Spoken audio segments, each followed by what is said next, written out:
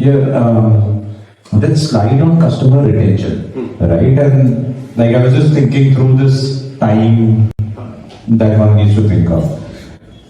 Let's just take example of adventure tourism company, right? And I'm trying to put more Goa context here.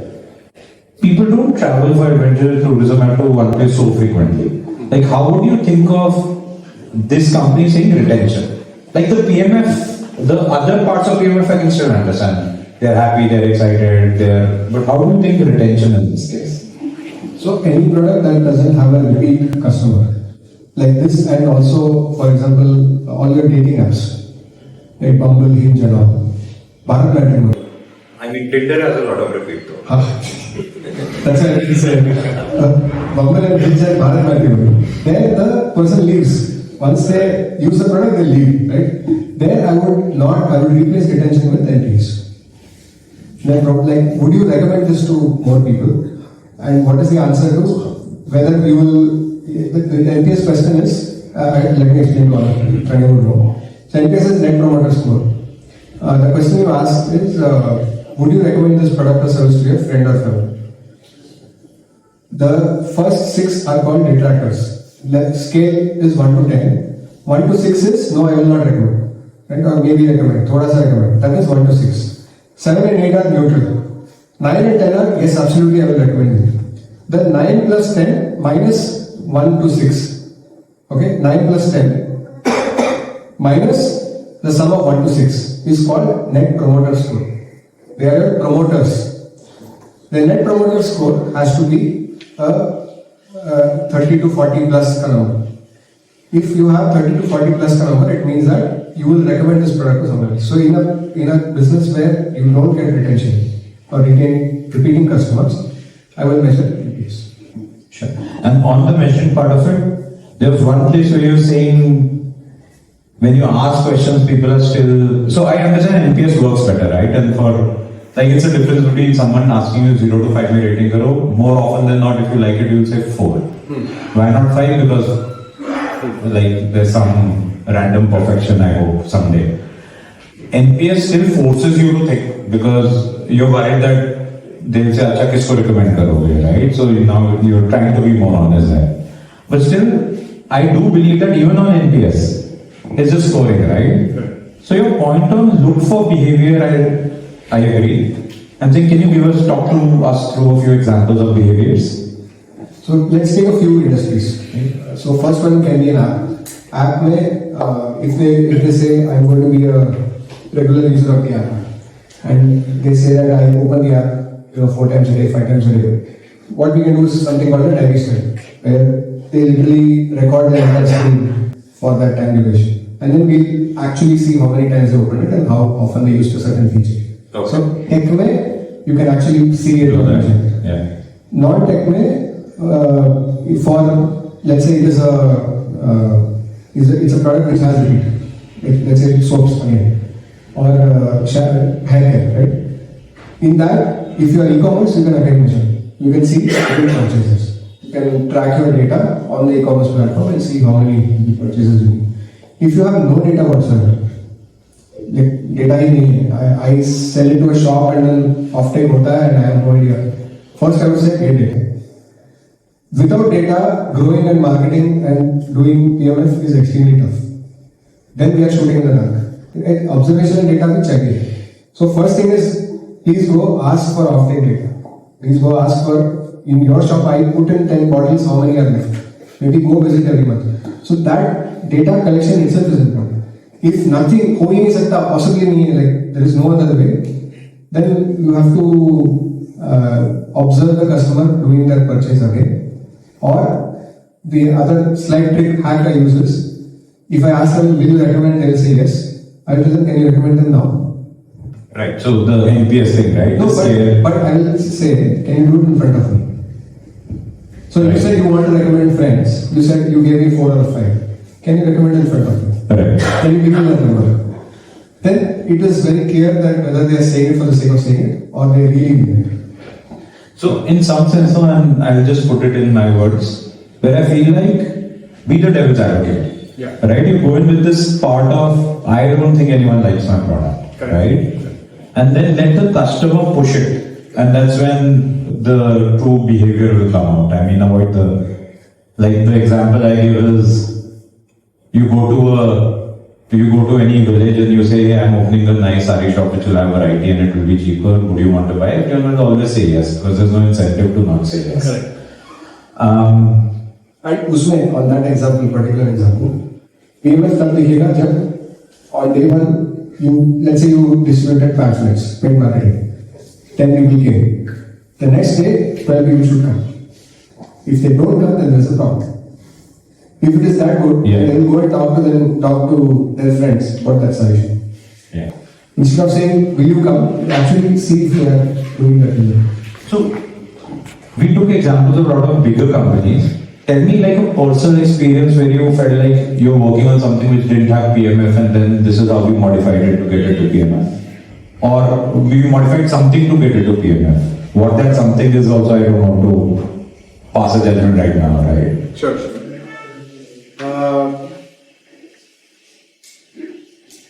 It's a large company problem, but it is my personal example. Right. I'll share. Right. Okay. So I was in Gillette for 4 years, and our blade packs were not selling. Okay, for the longest time, it was very flat. People would not buy. Blades were flat, so we were making X crores a month. It was continuing to sell at X crores a month. So we see the whole razor was selling, the blade packs weren't selling. Correct. There was no impacting of like the offtake of blades. So a lot of advertising happening, razors are selling, blades are growing very slowly. So step one was go meet the customer. So flew down, I was in Singapore at that time, flew down to Bombay, went to this बाहर से देखेंगे ऐसा लगेगा अभी गिरने वाला building. But you go inside, marble, full furnishing, typical South Bombay house. Went there, this very rich guy, obviously crorepati guy, sitting there and using Mark III, Gillette Mark, all the men would do, right? So I asked him, can I see your blade? So he goes in and brings his razor and the blade is almost rusting. The rust, it is obviously going to cut his face when he shaves. So I asked him, buddy, what is this? Can you show us how you shave? What happens? So he went to the bathroom and then he's trying, and then obviously it is hurting his face. So I asked him, what is happening? How come you have never changed it? He said, every morning, today morning, I thought I should go buy blades today. I had it in my mind. But I forgot. And then now you came and I caught. Right? I wanted to buy blades, but I forgot after. So what is the insight there was for us was that the moment he puts it on his face, he wants to buy the new blade. But then he forgets. So if I sell him a pack of 4, first blade, 1 month later he throws. The moment he feels it, he throws. Second blade would have 1 month later he throws. Third blade, 1 month later he throws. The last blade, last 3 months. The insight was the last blade of every pack is lasting 3 months. So all we did was we launched 8 pack and 12 pack. So we pushed every 3 months में जो 3 month का break आता था, we pushed it to end of the year. So we cut 6 months of gap in a year for the breaks. Sales took off. Very cool. Very cool. I thought like putting it in front of the grocery store was the other hack, but like that 8 pack is interesting. I won't hog the mic. I know I'm a wrong product sitting here, but questions? You had a question. So you showed that slide where the live product and then cost customer and product market fit was there, right? That shows a rosy picture, right? But of all that, first time founders, second time founders, third time founders, that matters too, right? Because you gave example of Slack. Yeah. It took 4 years, but he had the money for that 4 years from his previous company. So how does that matter? It matters a lot. I mean, you already answered the question. It matters a lot. Second time, like if Pranay were to go and start a company now, he'll have backers, talent, everything is ready, right? So it matters a lot. But the rules, whatever we discussed today, applies to every founder. Even he, as a second time founder, struggled the same struggle that you and I are struggling. So the lesson is actually more apt, because even somebody who had the power, the money of Stuart Butterfield could not run away from this process. I'll also be honest, and right now I'm trying to work on some startup. As a second time founder, you need to keep reminding yourself. When I was looking at your deck, I was telling myself that I have become overconfident because my first startup has worked so beautifully. I'm thinking I'll make the product and ye to chalna hi hai. So I do think that's something that the second founder has to be careful about. Thanks for that. Sorry. When it comes to the product launch stage, at the beta stage of an MVP, we understand the validations and feedbacks are important, but at that particular stage, we find it difficult to get a lot of responses from the market to validate the proof of concept. How do we tackle to get a larger database to prove the hypothesis? Yeah, the question is, at beta stage, it's difficult to get a lot of customers. How do we get customers? What product are you building for us? It's an e-commerce marketplace. Okay. An aggregator-based marketplace for decor products, home decor. For home decor products. Okay. This falls into that last thing I mentioned. It is okay to get paid pay money and get your first 1,000 views. Pay a little bit of app install in India today is anywhere between 20 to 50 rupees. Right? It's okay to pay that money, get them to. Then the question becomes about retention. Are they staying back or not? The core problem statement in PMF is not attraction of customers. It is actually retention. So if you, let's say, acquire 500 customers, if you are able to make them stay long enough, that is great proof of PMF. So in the type of examples that I suggested, go for the retention curve example, the method of understanding things. Also, I think marketplaces to that extent are unique, right? You don't have just one customer, you have two customers, and there's a element of they need to grow together for it to work. And it needs a critical mass for you to say whether it's working or not. If you have 3 suppliers and your core focus is that I'm giving you variety, then unless you have, let's say, 30 suppliers, it won't work, right? So there I do feel, I agree that spending some money to hit a critical mass may be fair, but how do you minimize that while observing behavior and all is something you need to do, right? I mean, that was a strong thing, I'm not giving a solution, but does that tell you more ideas? Why don't you finish your question? That exactly was the pain point that I was trying to address. Because you don't want to put a hole in the pocket trying to prove, and when an angel investor is ready to come and invest with you. That's the whole idea of bringing up this support.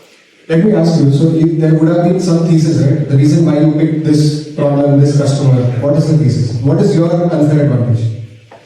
We are addressing 2 pain points actually. So one is from the seller side pain point, and as well as the buyer side.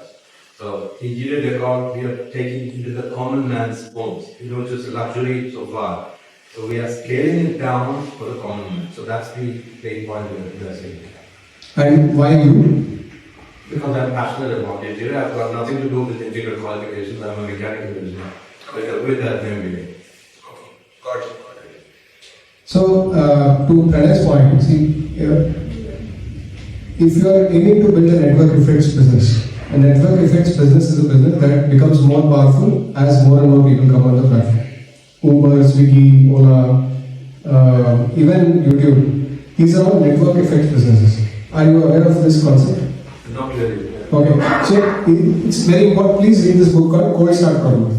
Cold Start Problem. You have a cold start problem. To start a network effect business, it is extremely painful because it is the engine is cold and you have to start it. This is the problem. There is an entire book about it written by the person who used to run Uber growth. In a network effects business, one part of the network has to be kickstarted through money. So in Uber, they pay drivers to roam around free. So that when a customer opens the app, she always gets a car in 5 minutes. The tough part, the tough side, the hard side, he calls it, always needs incentive. In your case, the hard side is the supplier. So you have to get lots of interior designers on the platform by paying money first. they should be available with their time. And then customers when they come, they'll see that there's so much available and then they can leverage that. So some part of even Swiggy, we all started using Swiggy because they gave 100 rupees off, right? Your favorite restaurant, 100 rupees off, order whatever. But they would have gone to restaurants first and they would have listed all restaurants, all menus first before even they came to. So in this type of business, you have to incentivize.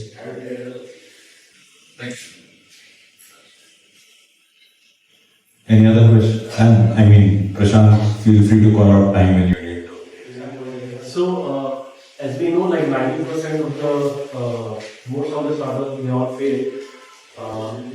I mean, only 10% is what flourishes. So,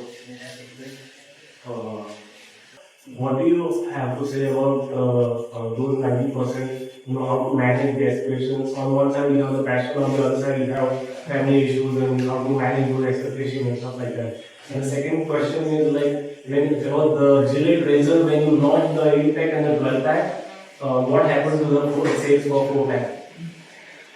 Nothing, the consumer behavior is a blade lasts a month. So they just bought more blades, that's all.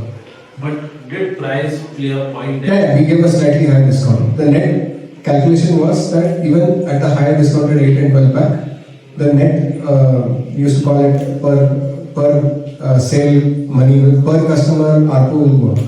And it came true. Okay, let me answer your first question, more important question. Startup is hard. Startups are freaking hard. If you are not ready for it, don't do it. And I don't mean it in a disparaging way, तुमसे वो नहीं बोल रहा हूँ. मैं बोल रहा हूँ there are much better ways of making money. I didn't start my company. I made all my money working in large companies, earning a salary, saving it, getting ESOPs. This is all I've done in my life. I'm here sitting here giving you gyan as if I've accomplished something. The best way to earn money is not to start companies.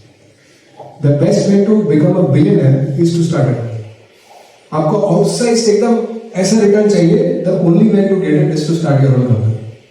If you're looking for 1 million, 10 million, whatever outcome, you have multiple ways, and startup is just one of them, and it is the most painful one. My first podcast guest years ago was Kunal Shah. I asked him this question: why should I start up? Who should start up? He said every human being gets slapped 100 times in their life. You choose to get it early in life, then start a company. It is the most brutal form of self-discovery. Please correct me if I'm wrong. Yeah, fully agree. So if it is the most brutal form of self-discovery and you are going to get all your 100 slaps early in life, be ready for it. If you don't want 100 slaps early in life, take your time. I am in my self-discovery journey where I have learned most things about myself when I am 40. You will learn it when you are 30. It is the price. So life में एक 2x2 matrix है. What do you want? What is the price you are willing to pay for it? इतना ही है. So be very clear. What do you want and what is the price you are willing to pay for it? If you want this, but the price you are willing to pay is this, then the intersection is somewhere else. Then go join a company. If what you want is here and the price you are willing to pay is also here, then continue doing your stuff. It's a choice. It's a complete choice. You can absolutely go and do something else. This whole sadism, startup grind, मैं जान दे दूँगा, I don't believe in all this. At the end of the day, you are doing it for a reason, right? You are doing it for a good life. You are doing it for wealth. You are doing it for whatever, fame, learning, जो भी है. Be very clear what you want and be clear on the price you are willing to pay for it. That's it. I am very unemotional about these kind of decisions. If I'm very clear on whatever, I'm very unemotional about this. And if I'm unemotional, then you can do all these things correctly. I'll just add one thing because you use the word family there. Just ensure that they're part of the journey. Like, you're getting certain freedom, certain time, certain support, etc. And that's not that they're helping you, right? They're part of the journey with you. Ensure that the communication channels are on. That's like one advice I can give from my experience is this. Don't keep all the troubles to yourself. Don't keep all the excitements to yourself. When you are back from office, it's not like that was office, now this is home. Share your experience with the people who are involved. You will be able to think better, they will be able to support you accordingly, you will have better conversations. So please don't, ensure that health network remains there by you doing your part of the communication. As a product owner, especially in the initial stages, right? I have the core vision for that particular product. As we do the market surveys, the customer experience and the feedbacks come into picture. Now, how do we balance that along with the vision, and at what time would we know, to pivot if the need arises? Can I add something more to that question? Typical SaaS startup, you go to the first customer, they want the world. And at some point of time, you have to say, no, right? This is the product and this is what. How do you balance that out along with that? Great question. Yeah. It is often said that वो बोलते हैं ना Steve jobs ने किसी को पूछा नहीं iPhone बनाने के पहले उसने बना दिया he said I know what the customer wants better than what the customer says so I want to make this and then it's sold and then Steve Jobs is this genius creative product genius who made this. Completely false. Completely false. He was extremely careful about customer feedback. He did not ask inputs on what should I build. He asked a lot of questions on what is your problem. You want to carry a computer in your pocket. Currently your phone sucks. You are using this stylus thing which doesn't help. He asked so much feedback about what was the problem in their life. What would they like to have. He was so steeped in customer understanding that when he actually created products, they were so in sync with what they wanted. He didn't ask questions about what should I build, but he asked a lot of questions about what problems should I have. So those are not two separate things. You have to ask questions about what you want. No, Harish, I would second that. I was working with a team that was advising Apple at that point of time. They studied the entire TCE market, technical consumer equipment market of the world.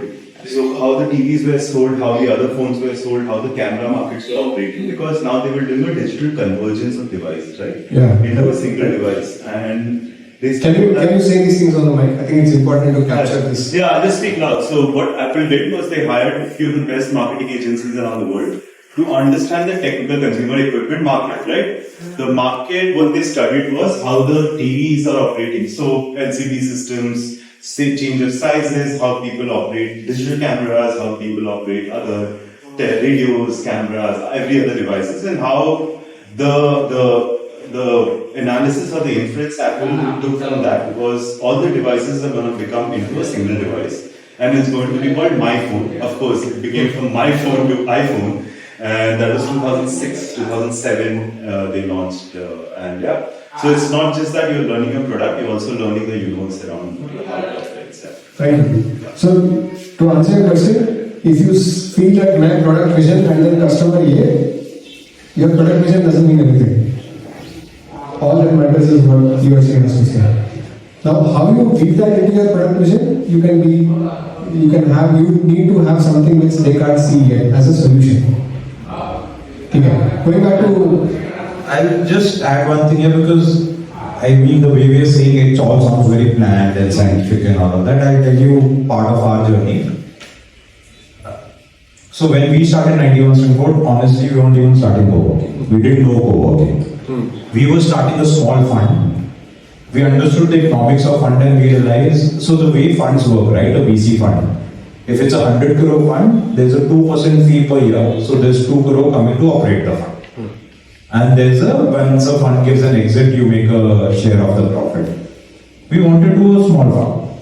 2% will make it like this little. So how do you run a small fund? And we said we'll have a space at our incubation. So we'll have a space, there'll be nice, all our portfolio companies will be sitting there. There'll be nice people who will be helping each other. There'll be service providers and we'll try monetizing each one of these. We went down to raise the money. In all of this picture, in some sense, we are a marketplace, right? We have investors who are our customer, and then we have startups who will be the other side of customer.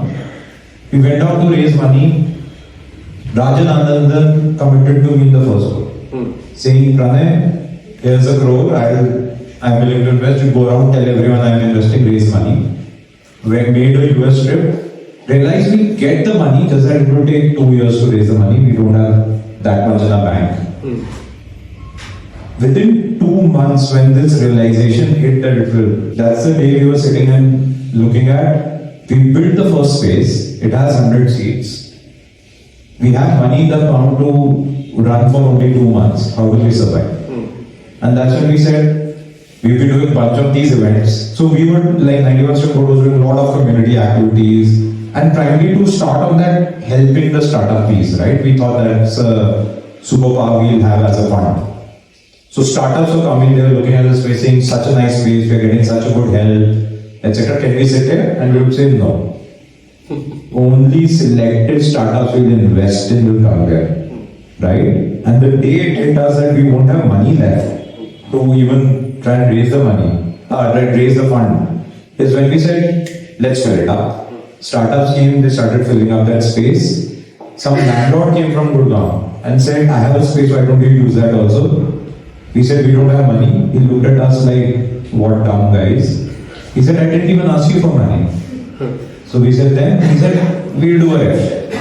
We went and saw his place, it was perfectly set up. We started there. In all of this, what I'm saying is, by the way, just to tell you how dumb we were, by this time, we realized there's some part of this space business which is there, let's give it a name. What do we call this? Like, what are we doing? Space business is stupid as the term I'm using. We said, let's not call it an incubator, because at that time, as Prashant would also know, incubator meant like this government-funded, bureaucratic sort of a space. Like, it wasn't as fun as a co-working space now. And we won't, at that time, the other term which was popular was hub. We said we won't call it a hub because all hubs are this NGO-ish structure, we are a for-profit structure. And that's when we were sitting and talking and saying, yeah, let's call it co-working because that gives a good emotion. We genuinely thought we invented the term co-working. Till we started looking for a website and realized it exists in US. There have been people running it for how many years, it's that in India we've not heard it. The only learning I'm pulling out of this is opportunity comes and knocks. Just please don't be dumb. And while you listen to all of this, sometimes it might not be scientific and survival will force you to pivot what you were asking. Just ensure that your eyes are open, right? And I think that's also important. Yeah, I had one more slide on my deck which says find PMF by trying to survive. Yeah, I think that's a great one. I just wanted to check with you because since I was just thinking as you, like if I have like multiple co-working spaces as you in multiple cities, don't you get tempted sometimes? I know you guys sell tea, coffee and all these things to do space utilization and have like artistry, selling stuff or a book, like having multiple sources of revenue to get out most out of that huge space. Did you ever brainstorm into that, or was it not a good idea, like to just utilize much out of that space? So we've tried a few things which either didn't work out or which were such small revenues that we said let's not. So food, for example, co-working space, people will want lunch and all of that, and when we started monetizing it, we realized it's such a small revenue that instead of forcing the revenue on customers, I'll give the space to an awesome operator. I'll say you make the revenues, right? And simply think of it this way, right? It's a 300 people co-working space. You do the maths, what percentage are getting, etc. A good operator won't be making too much money in the co-working space. We don't know who. We said we'll give up the revenue, we'll let the operator make money for having the best food in the space. So some things we tried, etc. I don't think I'm sure there might be more ideas and more. I'll tell you why. I'll just take 1 minute and I know there's a paucity of time. So I run a health food brand called Protein Box. It's nationally incubated, So I'm basically my main target audience. Maybe it may sound like a live pitching, but I walked into your Goa because I was very surprised to see a springboard in Goa. So I walked in and I was just thinking that my most favored target audience, especially from healthy food, is the corporates, right? And the natural setup is having a kiosk in all these big co-working spaces, like probably I will set up it up in T-Hub Hyderabad as well. So I was just thinking aloud that is a, that was sort of a thing that I was looking forward to as an independent operator, So I'm consciously trying to do a one-on-one business conversation, but if I were to just take it as an example, right? If you were given a choice to set up a kiosk as an entrepreneur, would you set it up in a 20-seater office, 200-seater office, 3,000-seater office? Where would your economics work better? That's how you would decide. And in some sense, if your economics are working well, that's how I would also make money. Right? And I think those will be the criteria. Or a 4,000 footfall mall. Yeah. Especially how much more time do we have? Are we done? Whatever our time it takes. Okay. Because I think you left it to them. I'm here for the Yeah.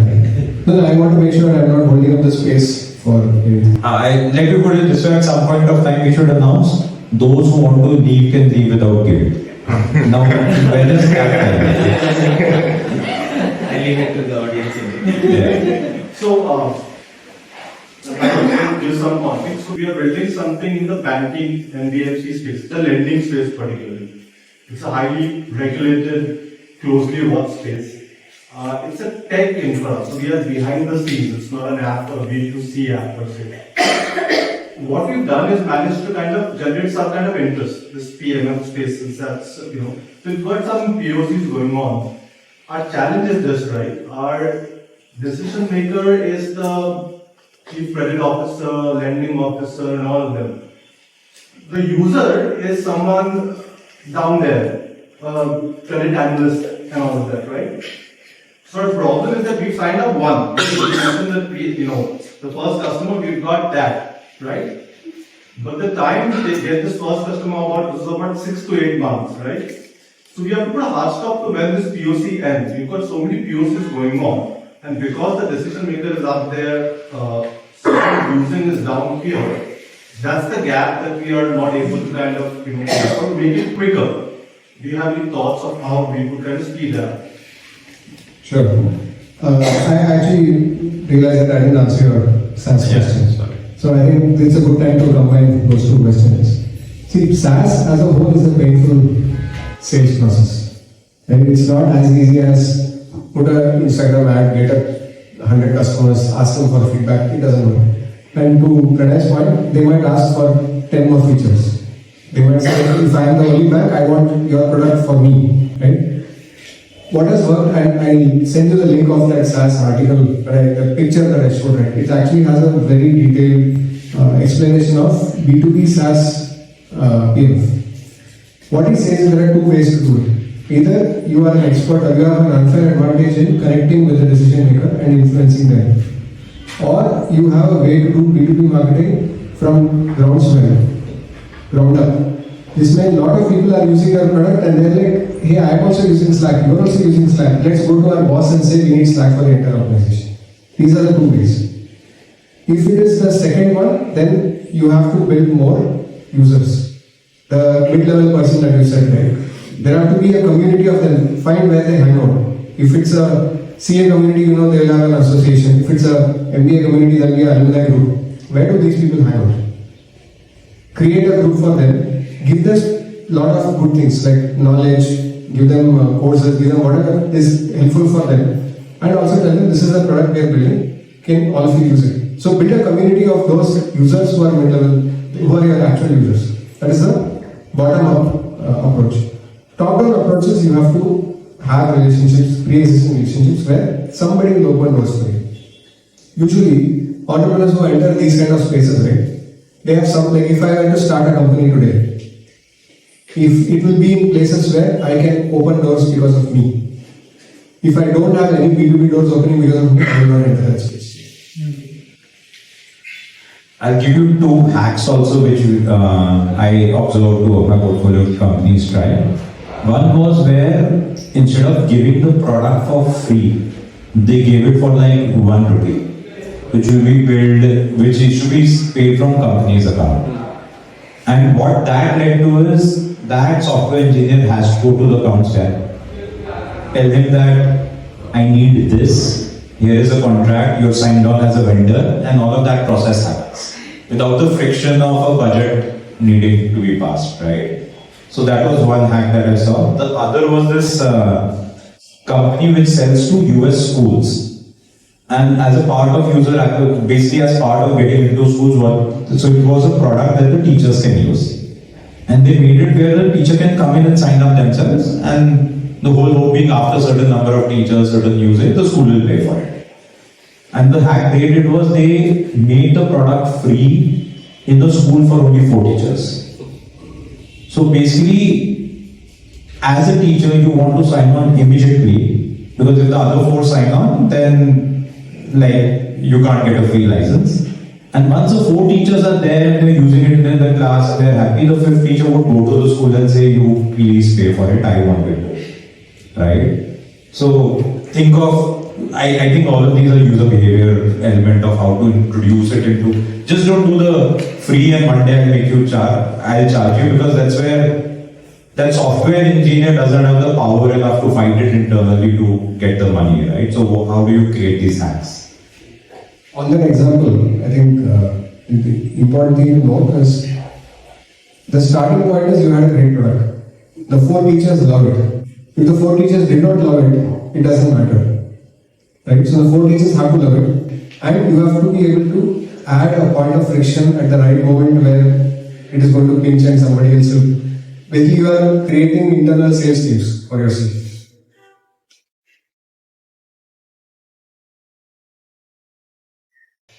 Should I call, now is the time where we cannot stand up. We can do more one-on-one or group conversation, we can get out for a conversation. And those who want to leave, feel free to leave.